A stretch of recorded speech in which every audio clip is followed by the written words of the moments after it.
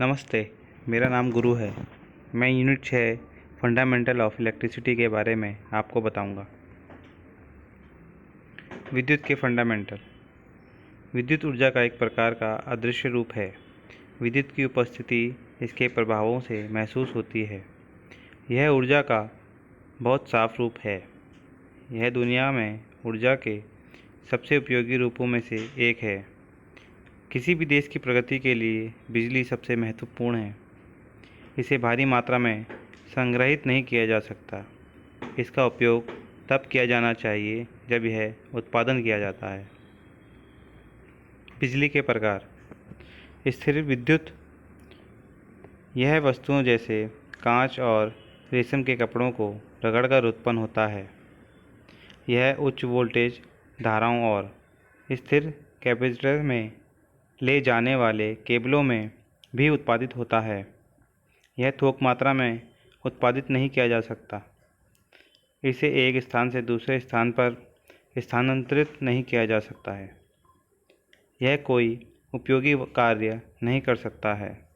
गतिशील बिजली। इसे वर्तमान विद्युत के रूप में भी जाना जाता है। यह गतिशील रूप से ईएमएफ से प्रेरित है। इसका उत्पादन थोक मात्रा में किया जा सकता है। इसे एक स्थान से दूसरे स्थान पर स्थानांतरित किया जा सकता है। यह विद्युत का सबसे उपयोगी रूप है और यह कई उपयोगी कार्य कर सकता है। ऐसे बिजली के उत्पादन की लागत अधिक है। इसे बहुत सावधानी से संभाला जाना चाहिए। बिजली के कैसे पैदा होती है? बिजली पैदा करने के लिए 3 बुनियादी चीज़ें ज़रूरी हैं: स्थिर चुंबकीय क्षेत्र, कंडक्टर का एक तार, यांत्रिक बल मुख्य चालक। विद्युत उत्पादन का मूल सिद्धांत। जब एक कंडक्टर या कंडक्टर के कॉइल को एक निरंतर चुंबकीय क्षेत्र में घुमाया जाता है तो एक कंडक्टर में एक ईएमएफ उत्पादन होता है। यह आवश्यक नहीं है कि केवल कंडक्टर को चुंबकीय क्षेत्र में घुमाया जाए। एक चुंबकीय क्षेत्र में घुमाया गया एक चुंबकीय क्षेत्र को भी घुमाया जा सकता है और कंडक्टर को स्थिर रखा जाता है। दोनों तरह से बिजली का उत्पादन होता है। प्रेरित ईएमएफ हमेशा प्रत्यावर्ती धारा एसी है।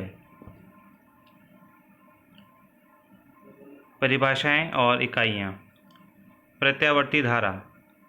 एक प्रत्यावर्ती धारा वह है जो समय समय पर अपनी परिमाण और दिशा बदलती रहती है। एसी द्विदिशात्मक और संपदात्मक है।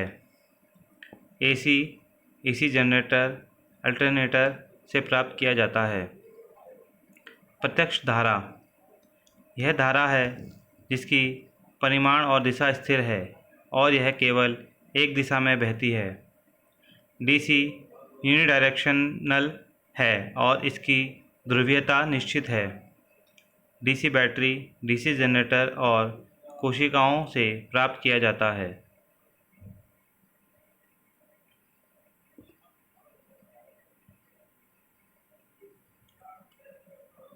ईएमएफ इलेक्ट्रोमोटिव फोर्स वह वोल्टेज है जिसे इलेक्ट्रिकल ऊर्जा के लिए किसी भी स्रोत से जैसे बैटरी या डायनामो द्वारा विकसित किया जाता है। इसका प्रतीक ई है और इसे वोल्ट वी में मापा जाता है। वोल्टेज। वोल्टेज दो बिंदुओं के बीच संभावित अंतर है, उच्च से निम्न या उच्च से उच्च। कम दक्षता वाले उच्च क्षमता के बीच का अंतर। फेज, न्यूट्रल, फेज, अर्थ। वोल्टेज हमेशा ईएमएफ से कम होता है। इसका प्रतीक वी है और इसे वोल्ट में भी मापा जाता है। वोल्टेज वोल्टमीटर द्वारा मापा जाता है।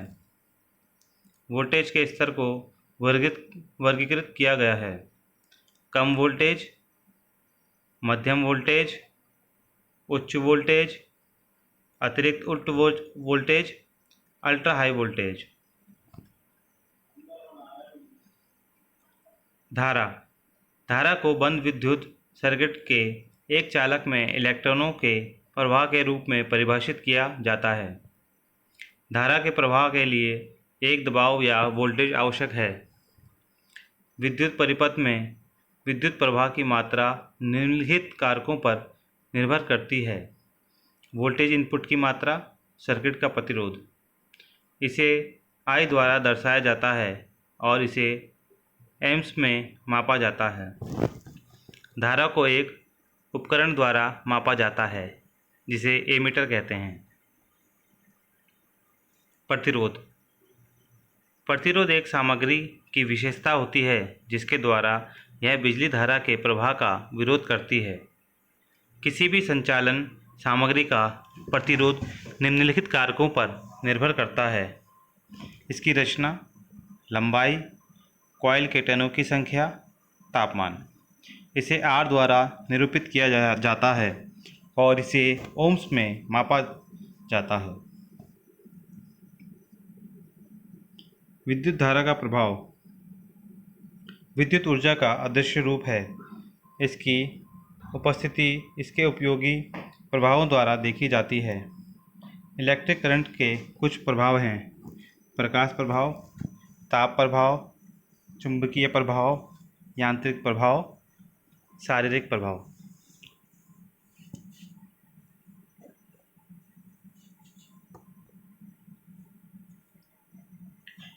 निर्माता और इंसुलेटर। कंडक्टर वे सामग्रियां हैं जो इलेक्ट्रिक करंट को उनके पास से गुजरने देती हैं। कंडक्टर ठोस, तरल और गैसों के रूप में हो सकते हैं। कंडक्टर के उदाहरण हैं तांबा, एल्यूमीनियम, लोहा, पारा, electrolyte, carbon, neon gas. Insulator. Insulator वे सामग्रियां हैं जो इलेक्ट्रिक करंट को उनके पास से गुजरने की अनुमति नहीं देते हैं। इंसुलेटर ठोस और तरल के रूप हो सकते हैं।